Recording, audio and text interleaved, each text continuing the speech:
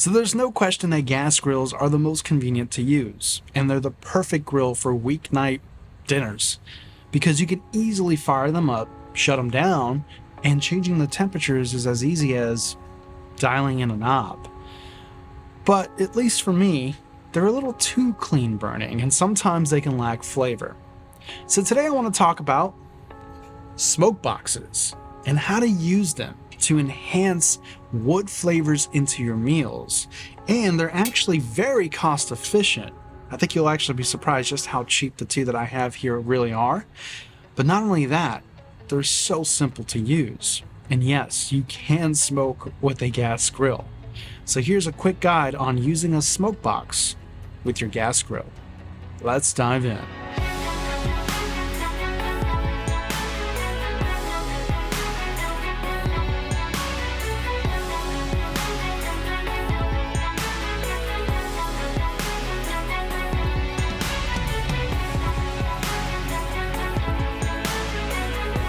It has been extremely hot here in California. I actually have sort of like a migraine, so I'm a little bit under the weather right now.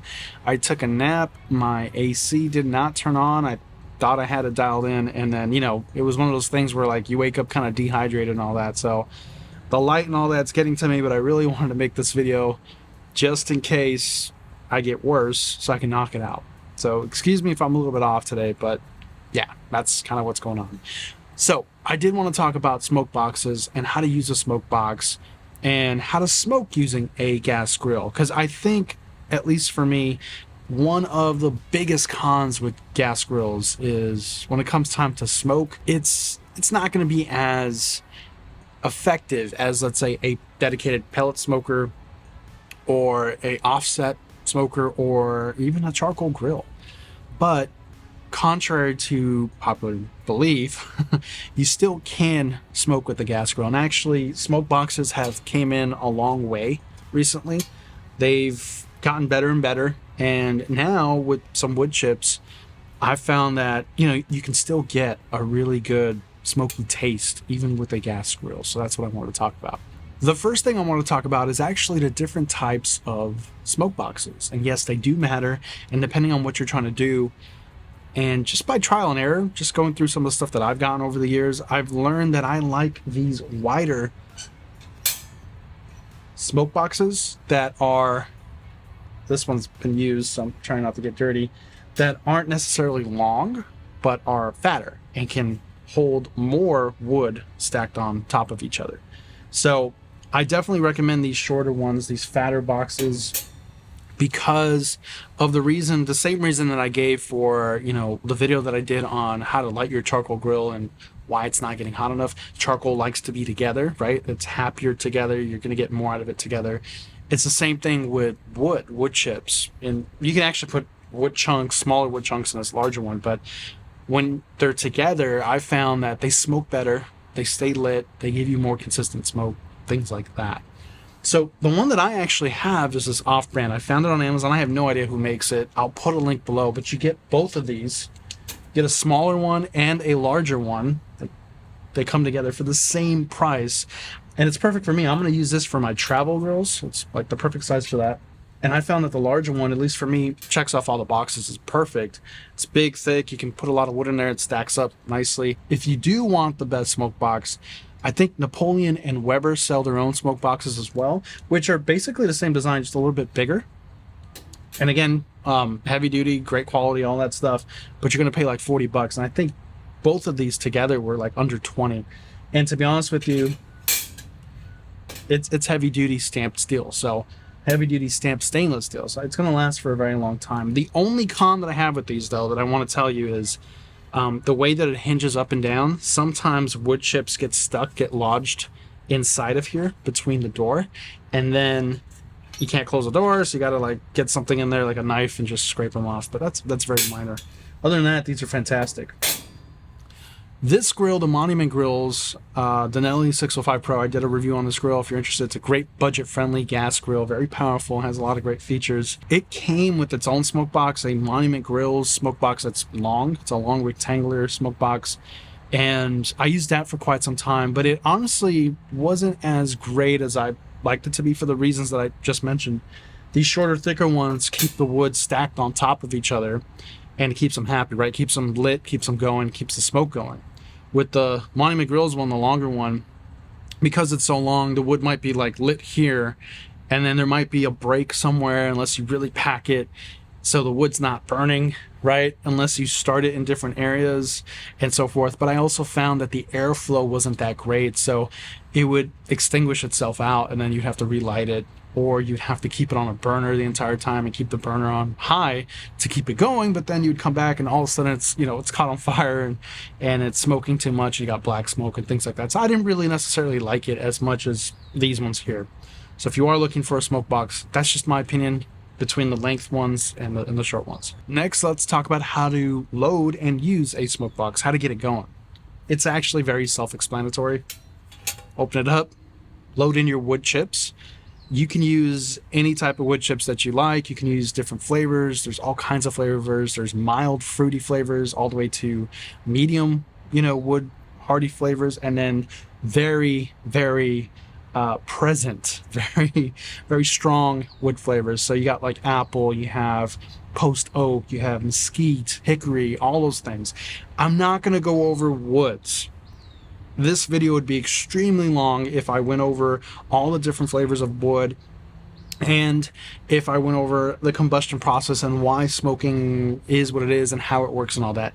But I do have a video on it. I've already done a detailed video just about wood flavors and the process of smoking, what's actually going on. And that video also covers a lot of like myths that you've probably heard. Like, for example, should you soak your wood chips? That's actually a myth. You don't want to do that. It's actually very bad. You never want to soak your wood. It just delays the smoking process and actually gives you steam, not smoke. So go check that video out. I'll put it in a link in the description as well. Put a couple of videos that I think you should watch that might be a good reference for you. But I'll also post it here so you can hit the tag and go straight there. I highly recommend you finish this video first and then go watch the full detailed video on the woods. Okay, so once you've packed it all in, you got your wood in there that you want to use, something that I think a lot of people mess up on, a lot of beginners, is when you go to ignite it, leave the door open. You want to allow the wood to ignite first. You want airflow, as much airflow as possible.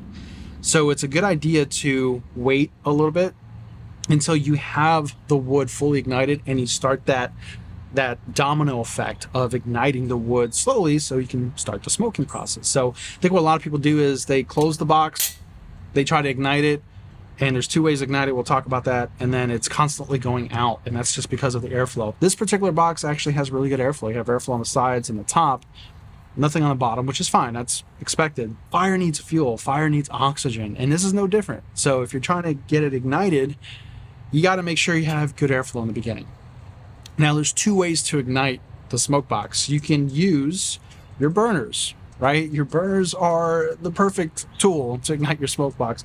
If you have a side burner, you can even put this on a side burner. You can put it on a sear burner. Like this grill has a dedicated searing zone. You can do that if you want. And get it ignited first and then transfer it over to the main, cooking area. I do recommend that you put it in between the burners, and both the Monument Grills one, obviously the one that came with the grill, is capable of doing that, but so are these. These can fit right, on top of the burners.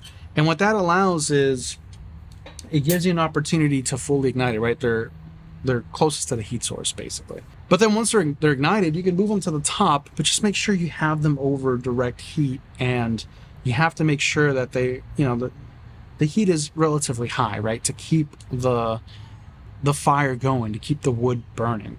The second way of igniting a smoke box, which is my personal favorite, is I have a butane torch.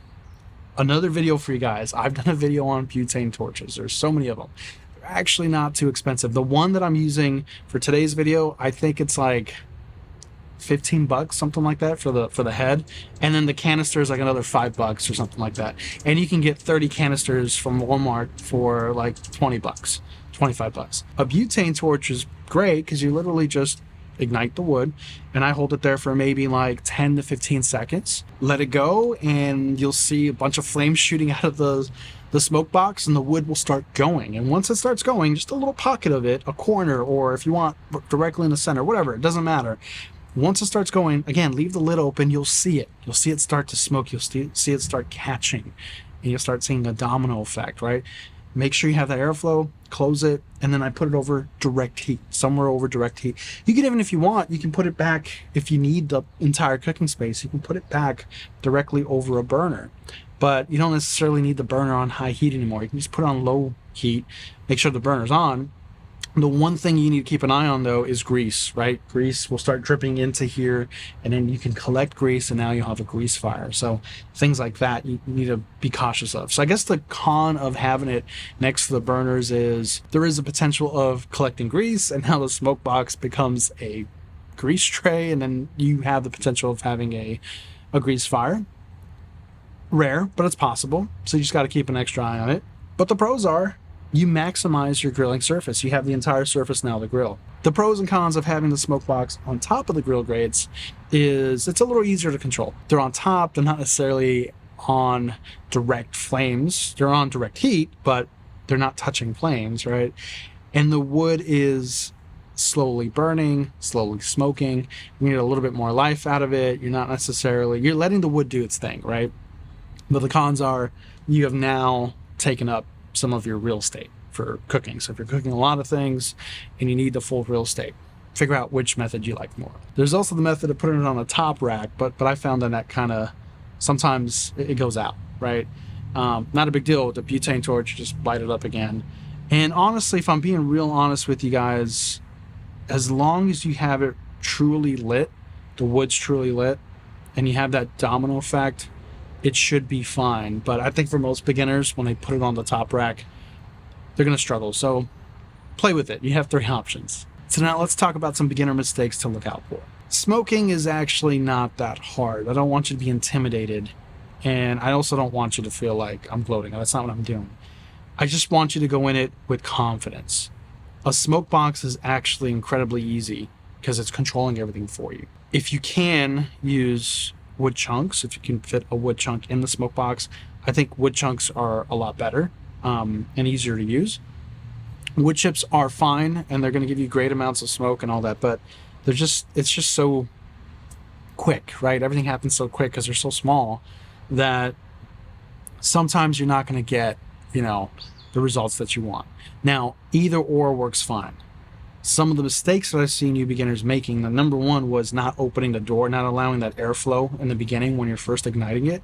So most of the mistakes that beginners make usually happens in the beginning, trying to get it actually ignited so you get clean, consistent smoke throughout. At the end of it all, your ashes should look like this. I mean, this is like all of it has been burnt. And remember, this was completely stacked, right? So this was stacked to the rim, and this is what's left of it. And that looks good. That means I had a good smoking process. It was working as should.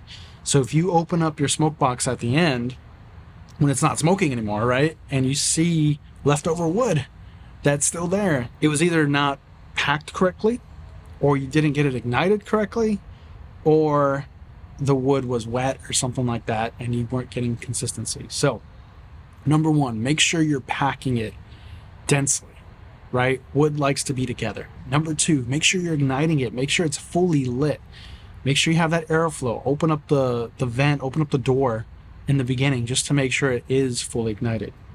Number three, make sure you have it over direct heat somewhere. You got to keep the fire going, right? So you can't just ignite it and then assume, oh, it's ignited, it's going to be fine, I'm going to put it on the coldest part of the grill. It's eventually going to go out, right? When you're closing the dome of the grill, you're also removing a lot of air. So remember, fire needs fuel. It needs a fuel source. It needs air. It needs to be a spark. It needs to be combustion. And you could have that combustion, but if you don't have the air and you don't have enough heat, you don't have enough fuel, right? That's all a balance. And then the last thing I want to talk about that a lot of beginners make, it's really an assumption, it's not a mistake, but the assumption of smoking is that, oh, well, I gotta have heavy smoke for hours on end in order to taste the smoke in the meal. And that's not true. Less is actually more. A lot of times less is more with smoking. Now there's certain woods, and again, go reference my video, I don't want to dive into it. There's certain woods like apple that need time to infuse in your meats, right? So, you know, it needs at least 20 minutes before you can actually taste it in your food. Now, along with that, this is a common mistake that I see people making, is not smoking at the right time. You have to smoke early on while the food is still raw. So it's absorbing the smoke. So you're getting that smoke barrier. And again, reference my video. I'm going to keep saying it, but in the video I explained why and what's happening. Smoke is also used for preservation, right? Preserving meats. So think about that. That layer that you're putting on top, right? That's a preservation layer. So if you already like cooked your food, you've already seared it, the smoke's not going to be able to get in there, right? So you want to smoke early on. Common mistake that I see beginners making is like they'll cook the food, let's say they'll sear it, and then they'll put it on the indirect side, and then they'll start smoking. And it's like, well, you know, it's harder, right? You need that raw layer. You need it to happen early on. And then I would personally want to see about 20 to 30 minutes of smoking. Smoke up your food, smoke up your meats for about 20, 30 minutes, and that should infuse delicious amount of smoke flavor. And if you want a heavier smoke presence in your food, switch up your woods, right? Leave your comments below, share the wealth if you guys have some advice, and of course if you have some questions, also leave me a comment and I'll try to answer them as much as I can. That's it for me, guys. I hope you found this video informative, and if you did, please consider subscribing so we can continue making videos like this one. I really appreciate it. Catch you guys on the next video. Take care, everybody.